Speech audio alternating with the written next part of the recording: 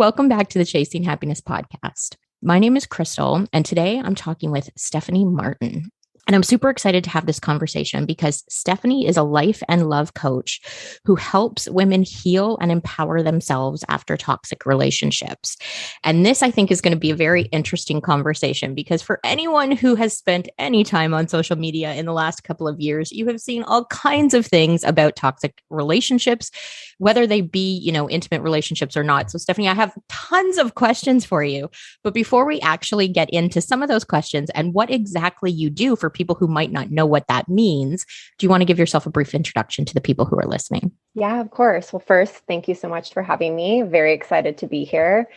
I'm Stephanie, and I'm a certified life coach and self-love advocate.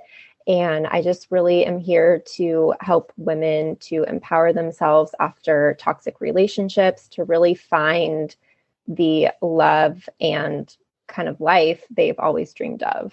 Which I think is a big deal. We are living in this, I'm going to say strange world because I don't want to call it crazy, but it is this weird world where we as women right now, especially given the circumstances of everything that's happening in the world right now, we as women don't necessarily feel like we love ourselves or the world around us. And it's hard when you're trying to build relationships with anyone in your life to create that kind of emotion when you don't feel it within yourself. So my first question for you is, how did you get into this work? Because not everybody wakes up and goes, I'm going to be a life coach and help people live better lives.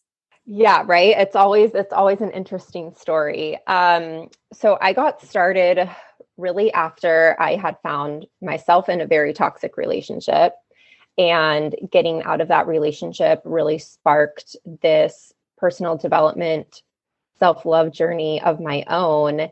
And through that, I just discovered so much about myself and how important self-love and self-worth really is, especially for women. And so that just really sparked my work and to be able to help other women going through similar situations. I love this in part because people who listen to this podcast know I, years ago, when I started this podcast, was on a very similar journey, trying to figure out who I was and how to love myself where I was in the moment. Because that's not always pretty, right? Sometimes we are a mess and it's hard to love yourself when you're really messy in the moment as a human being, especially because for me personally, I grew up in a world where it wasn't okay to be messy, especially as a woman. You had to, constantly have your things together and not be emotional and all of the other things. So as a woman, it is hard to allow yourself to be those things in this world that's telling you you can't be those things. So I love that this is sort of how your journey began.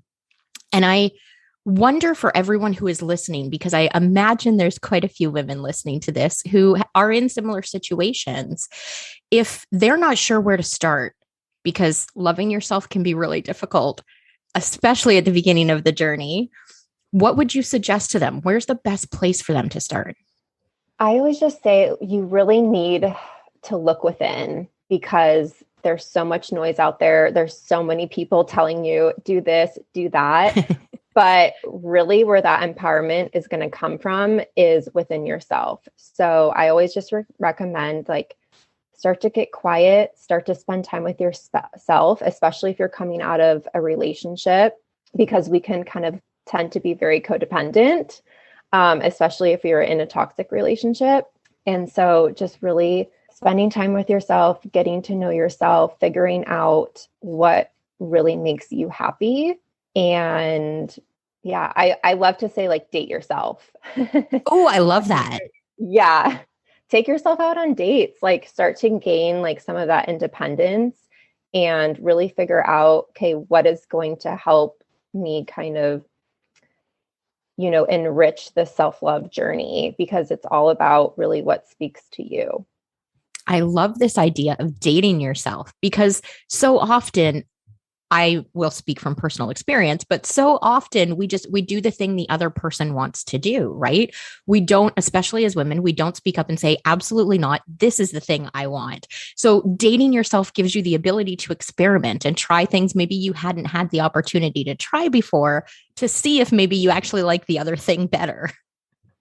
Yeah, exactly. And I even say people who are in relationships to do this as well, because we can get so caught up in like what our partner wants to do or what we want to do as a couple. And it's super important to maintain that independence even within a relationship and be like, you know what, I'm going to take myself for a hike today, or, you know, go out on a walk by myself, or go to the coffee shop, you know, by myself, and just really kind of keep that self-love for yourself alive. I love that. And I think it's great advice, whether you're in a relationship or not in a relationship, because you're right. Regardless of your actual relationship status, you have other relationships in your life, friends, family, and you need to know who you are outside of those people as well. So being able to just sit with yourself, find the spaces that feel comfortable for you, do the things that you love or enjoy or have wanted to try, but maybe never tried. I think that's super exciting. And I think everybody who's listening should do that at some point. I know it can be really hard in this crazy world that, you know, is so busy, is so chaotic in this moment, with especially, you know, if you have kids and everything else, you know, coming out of COVID and homeschooling and all the other stuff, there was a lot of things going on. But now that people are getting back into whatever this new normal is going to look like, scheduling some time with yourself, not just with your relationships, but with your relationship within yourself, is so important. It is. It is. And just, I mean, even take 10 minutes. That's kind of what I recommend for, you know, mothers out there or people who have the crazy schedules. I am more privileged with my time because I don't have children. But yeah, like even just waking up 30 minutes before the kids get up, and whether that's being able to sit with your cup of coffee in peace, or, you know, journal in a notebook for 10 minutes and really just have that time to check in with yourself. And yeah, just take a breather. I love this. I love this. Now, for people who are listening who, as I said, you know, a few minutes ago, if you've ever been on social media in the last few years, this sort of toxic relationship thing has become a buzz thing. So for people who are listening, maybe they're unsure if they are in a toxic relationship, if they need to move on, if they even aren't sure whether or not they have self-love for themselves. What do you suggest that they do to sort of look inward? Is there, aside from the things we've talked about, is there some way they can kind of gauge whether or not they are in that situation? Yeah, for sure.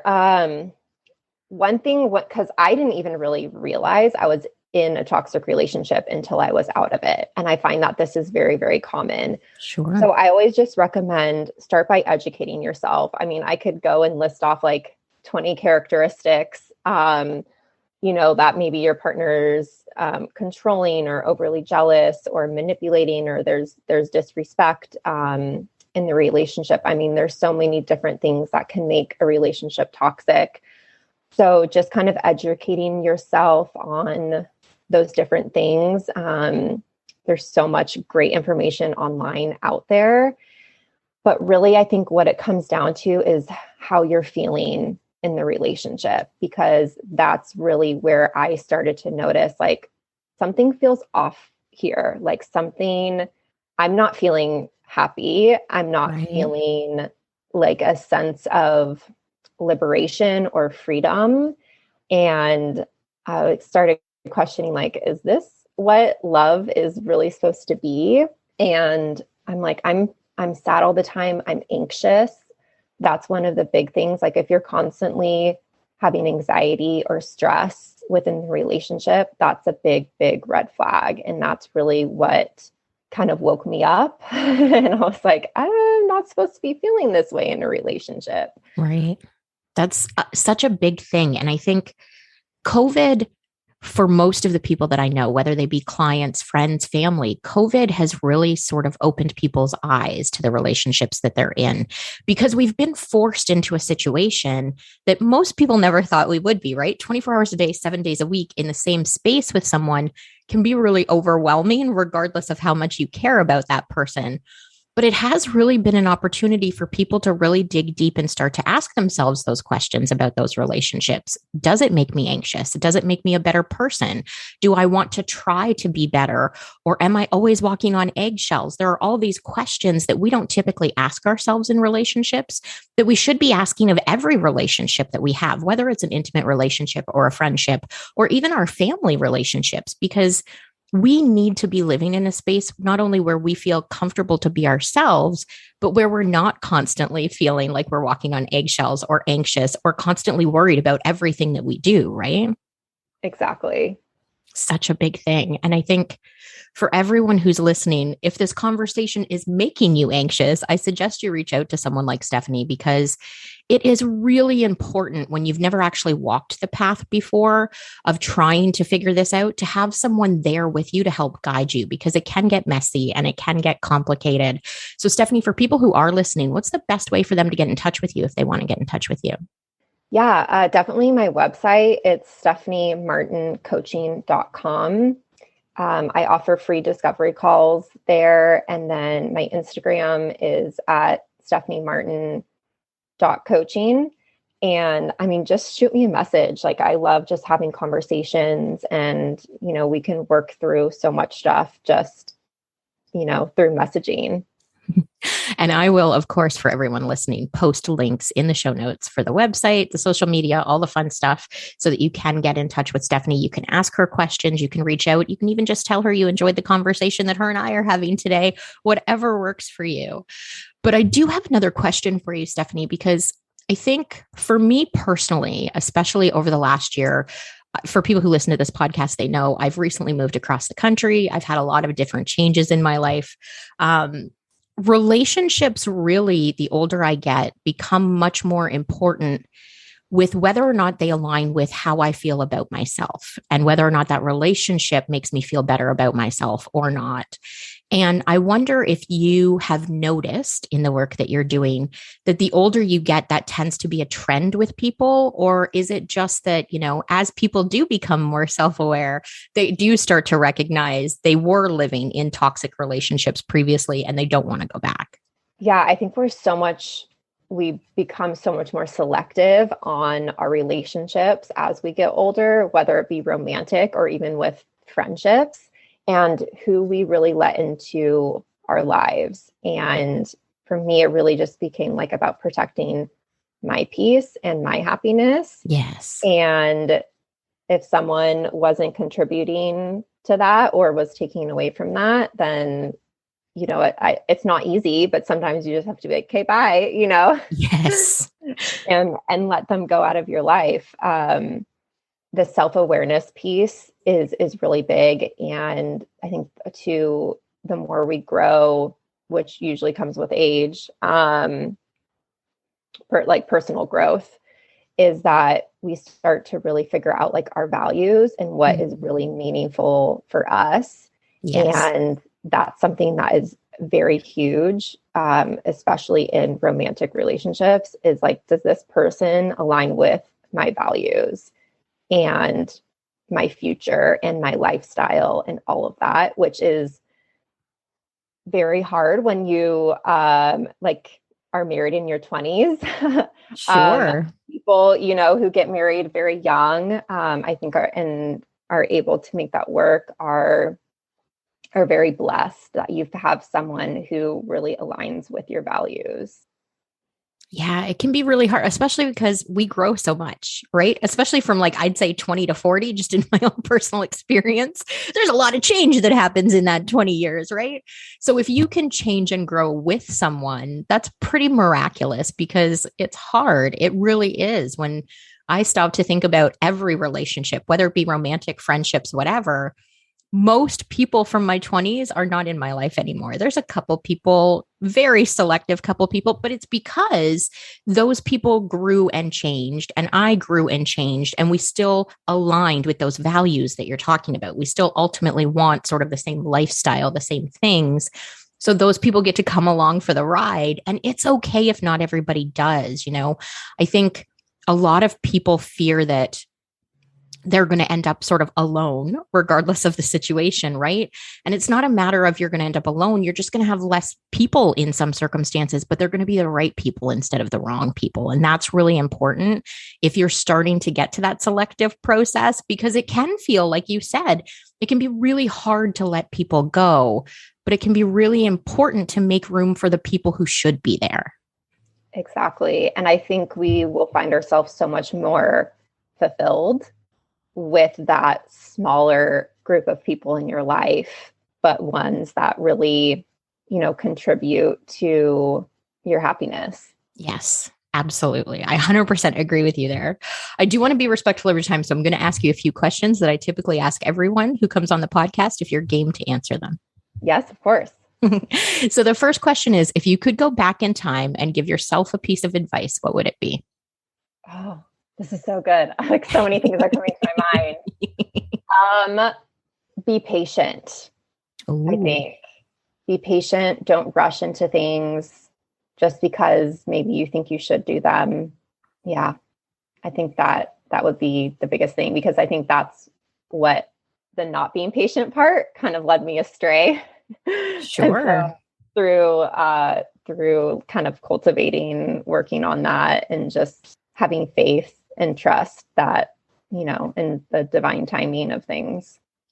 I love that answer, because as I sit here and I think about the things that I tried to rush into my life in my 20s, because, we have this idea that, you have to finish school and you have to, get into a relationship and have kids and buy a house and like do all of these things as quickly as you possibly can, get a career.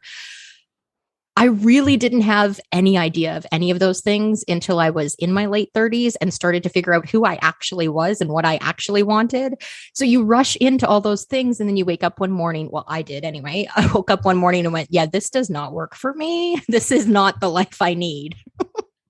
Right. Yeah. Like, I feel like so many of us have gone into different directions than what we were. Like, I'm not doing anything remotely similar to like what I studied in college or anything like that. And it's just like, or the rushing into relationships. Yes. This is a big one. It's huge. So I love that answer. Okay. The next question is, what inspires you? I'm going to go with love. It sounds cheesy, but not just like romantic love, but I think just love is so powerful, and it's what we need more of in the world.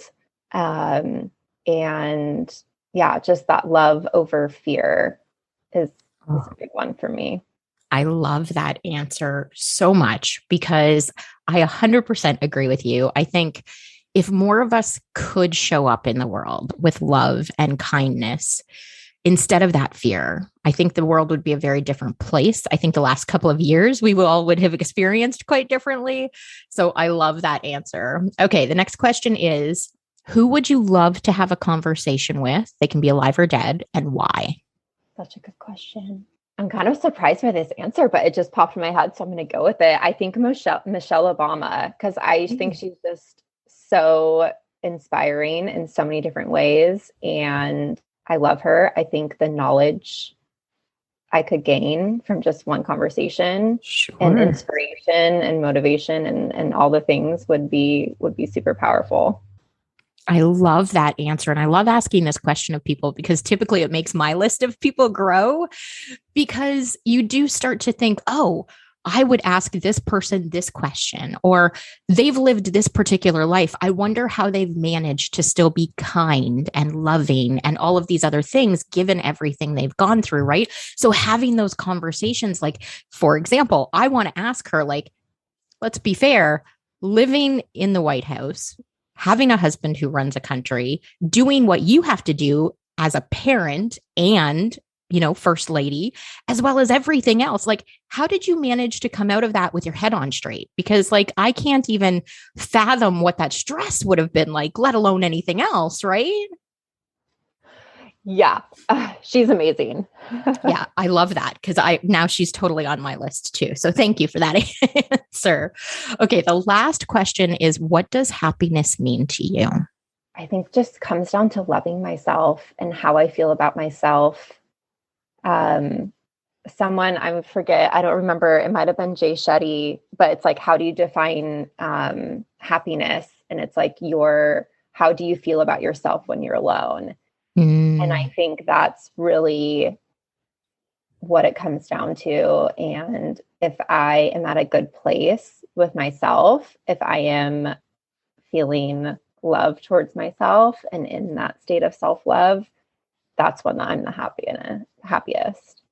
I love that answer. And I love that quote, whether it was him or someone else. I love that because I think often we as humans have a really hard time loving ourselves in the tricky moments, in the messy moments, in the not ideal versions of ourselves.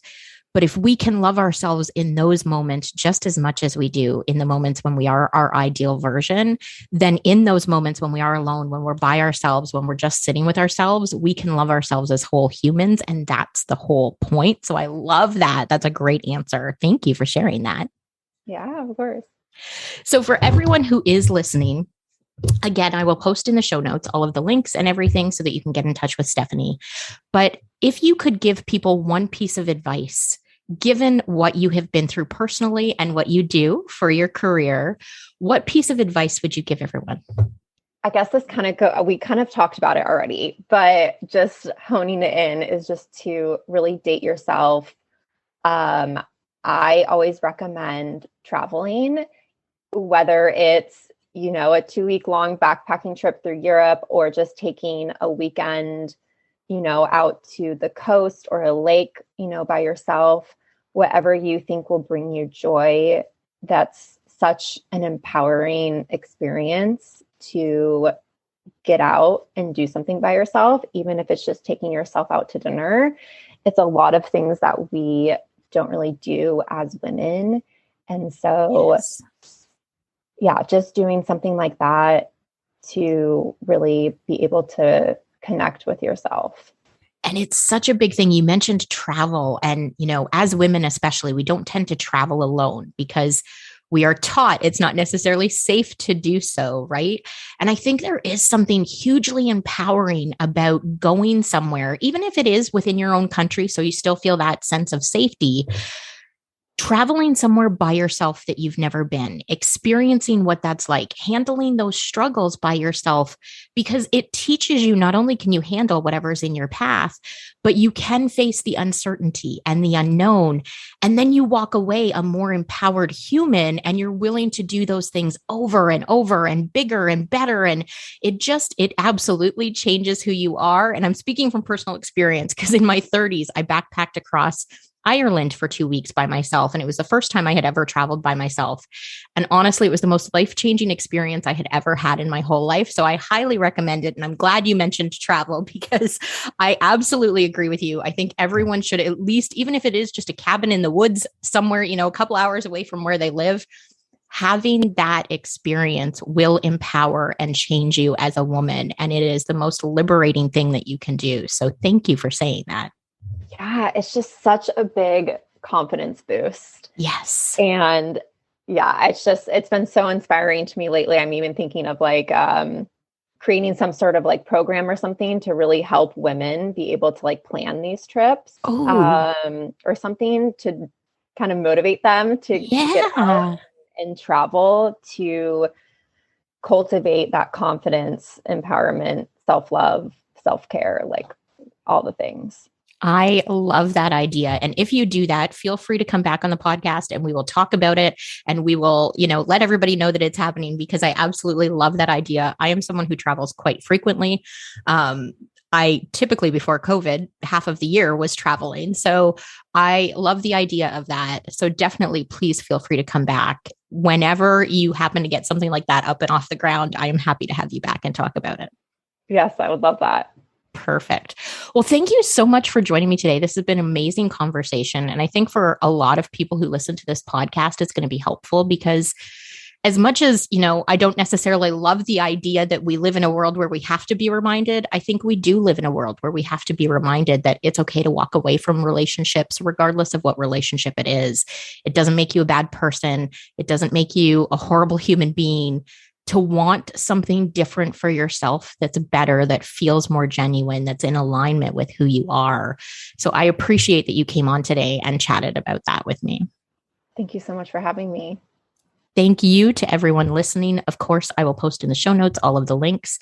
I hope you guys have a great week. If you found this podcast helpful, or you know someone who you think might benefit from listening to it, please share it with them so that they can have this message as well. I hope you guys have a great week. We will chat with you next week. Bye for now.